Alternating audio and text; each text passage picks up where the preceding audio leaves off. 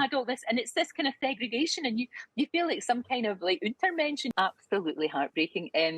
I still don't understand.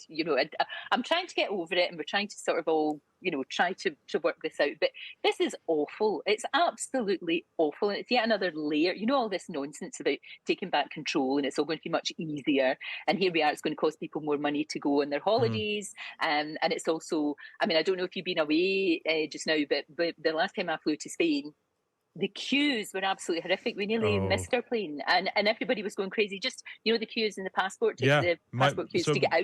My wife and kids both have German passports, which means when we arrive in the EU, they get to skip on the short queue, and I have to wait behind.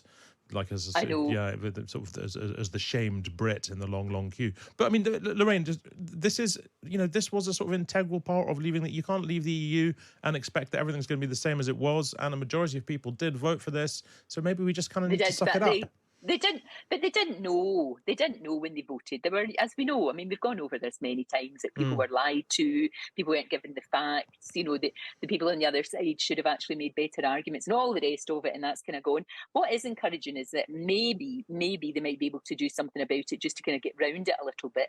Because, I'm fed up of going away to Europe and kind of apologising. Even just like you feel embarrassed. I went to, recently, the most recent time I've been away was, I went to the Scotland game, Scotland against Germany, which was brilliant, Hugo. It was brilliant until the football started. It was amazing. but coming back, it was lovely.